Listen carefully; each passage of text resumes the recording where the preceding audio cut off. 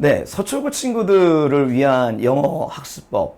과연 그런 게 있을까요? 그러면 사실 서초구 학생들이 공부하나, 그 다음에 대한민국의 다른 학생들이 공부하나, 처지는 다 똑같을 겁니다. 그래서 서초구 학생들만을 위한 학습법이란 건 없지만, 다만 서초구 학생들에게 최적화된, 내지는 서초구 학생들이라면 유념해야 될 이런 부분들은 분명히 존재합니다. 자, 여러분들을 어떻게 스스로를 평가를 하시면 되냐면, 꽤 운동을 잘하는 선수, 이 정도로 생각하시면 될 것 같아요.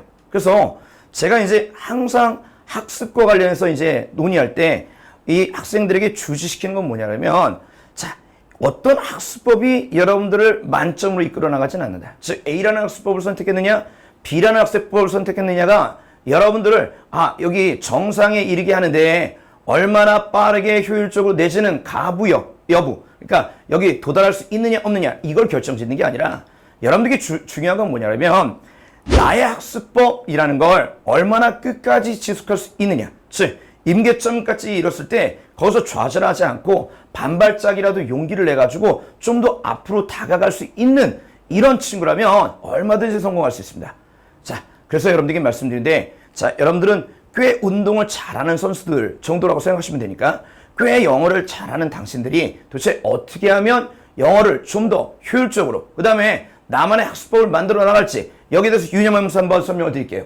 자, 다음 한번 보시면, 저는 이제 여러분들에게 나는 도대체 학습을 어떻게 해야 될까요? 라는 질문을 던진다 라고 하면, 여기에 대한 대답은 뭘 연상하고 떠올리면 된다라고 얘기를 하냐면, 여기 학습이란 그게 영어가 됐건 내지는 수학이 됐건 내지는 국어가 됐건 이건 마치 내가 운동을 하는 것과 똑같다 라고 여기라고 이제 얘기를 합니다. 실제로 여러분들 보시면 알겠지만 운동을 할 때 어떻게 하죠?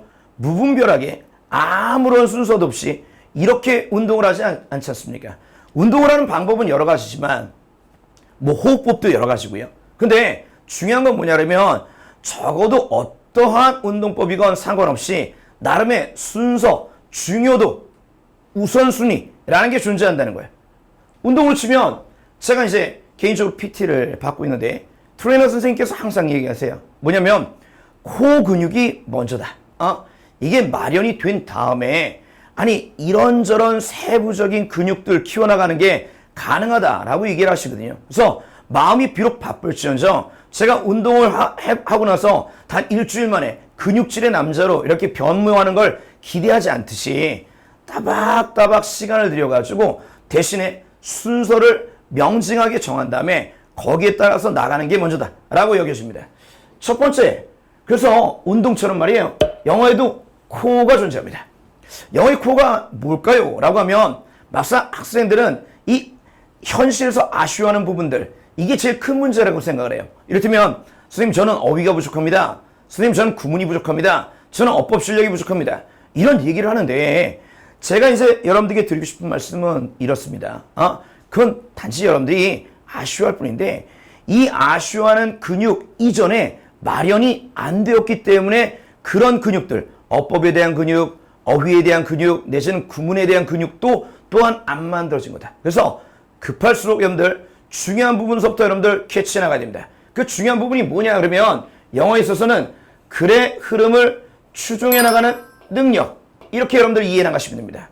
이렇게 글의 흐름을 파악하는 문제들을 여러분들은 이미 수능 내지는 내신에서 아주 빈번하게 보고 계십니다. 대표적으로 여러분들이 어려워하는 빈칸 추론 문제라든지 내지는 여기 주어진 문장 넣기라든지 순서 문제라든지 내지는 주제 내지는 제목 문제라든지 말입니다. 그래서 말씀드리는 거예요. 막상 지금 이렇게 이 유형들을 보니까 어떤 느낌이 드세요? 여러분들이 평소에 되게 어려워하고 있던 부분들 아닙니까? 그래서 말씀드리는데 기본이 어렵습니다.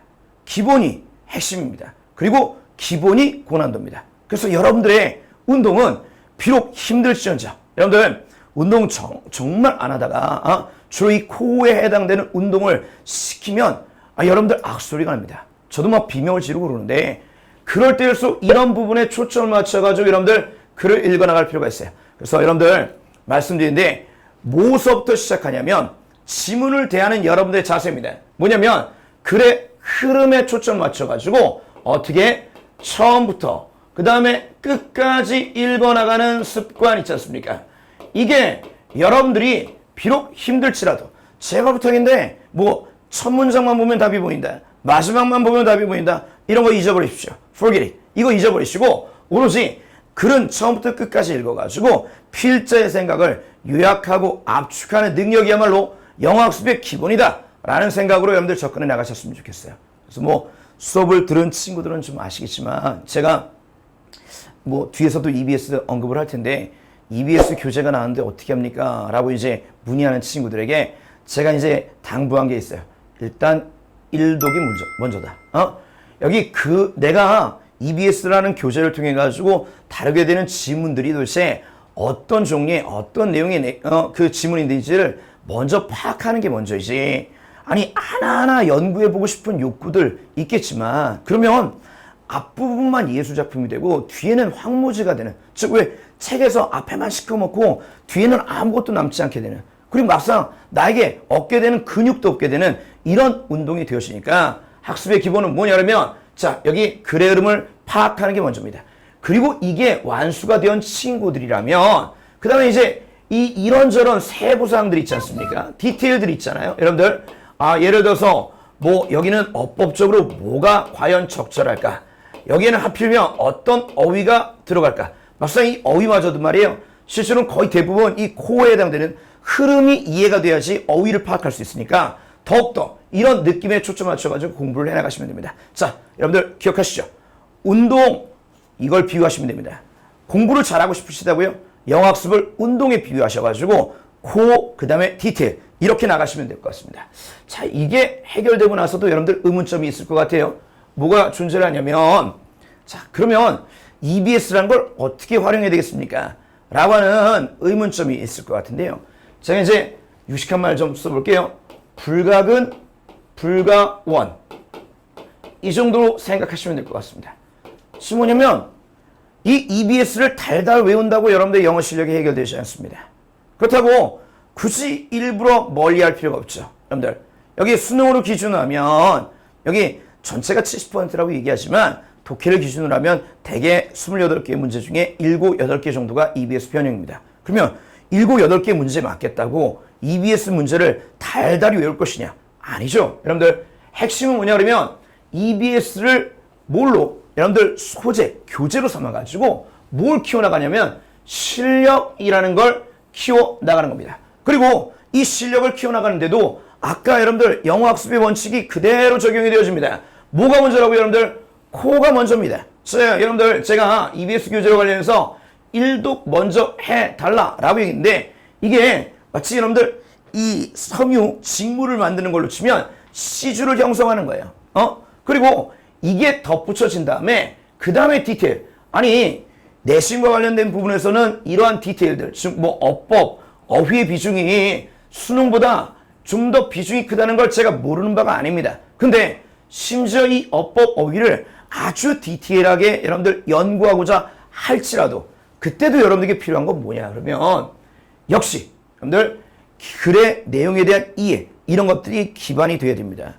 그래야 왜냐하면 어법이란 게 어법 지식을 묻는 게 아니라 문장 속에서 어떻게 해석하느냐라는 걸 묻는 것이기 때문에 이렇게 시줄이, 날줄이 함께 결부되어졌을 때 비로소 여러분들은 영어학습이라는 거 완성할 수 있을 것 같아요. 자, 여러분들 정리해보면 EBS는 뭐가 돼야 된다고요?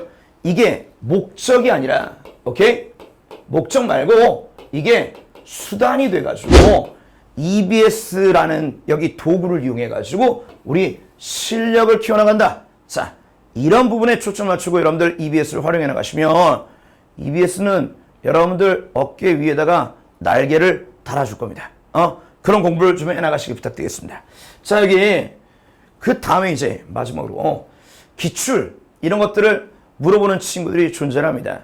선생님 기출문제는 어떻게 할까요? 그러면 유난히 다른 영역들에 비해 가지고 영어가요 기출의 비중은 상대적으로 적고 그 다음에 EBS와의 그 체감 연계성 이런 것들은 정말로 부각되어지는 과목 중에 하나입니다. 그래서 기출은 이렇게 정리해 보십시다. 어떻게? 왼손은 거들 뿐처럼 그냥 기출은 거둔다라고 생각하시면 됩니다. 여기 기본적으로 여러분들이 가지고 있던 뭐 영어에 대한 실력, 뭐 습관, 각인 이런 것들을 기반으로 해가지고 아니 기출문제를 통해서 확인하는 거예요. 그리고 일종의 면역 뭐 나름대로 이제 예방 주사를 맞는 겁니다. 나는 이렇게 공부를 해왔는데도 불구하고 막상 이 공부가 적절하게 나의 이제 근육에다가 저는 이제 공부를 하면서 어떤 얘기를 하냐면 몸에 새겨지지 않은 공부는 공부가 아니라고 얘기를 하거든요. 이해는 누구나 다 합니다. 문제를 맞추는 건 누구나 다 해요. 근데 시험의 현장에서도 문제를 맞추고 시험의 현장에서도 지문을 이해하고 시험의 현장에서도 지문을 지배하는 사람들은 얼마 되지 않습니다. 그래서 아까 여러분들 코어가 먼저라고 얘기한 것처럼 기출을 통해서 실력을 키워나가는 게 아니라 평소에 뭐 EBS 교재가 됐건 내지는 외부 문항을 통해 됐건 여러분들 뼈에 그 다음에 습관으로 각인을 시키고 그 다음에 여기 기출문제는 일종의 예방주사처럼 그때마다 여기 면역 기능을 키워나가는 주사처럼 생각을 해나가시면 됩니다. 그래서 기출은 거둔다 라고 여러분들 이해 나가시면 될 것 같아요. 자, 제가 영어학습에 대해서 이제 여러분들에게 말씀드렸는데 1번 순서가 있다. 코어는 뭐냐? 그러면 여러분들이 비록 아쉬워도 제가 어휘 공부하지 말라는 얘기 아닙니다. 그 다음에 구문 공부하지 말라는 얘기가 아닙니다.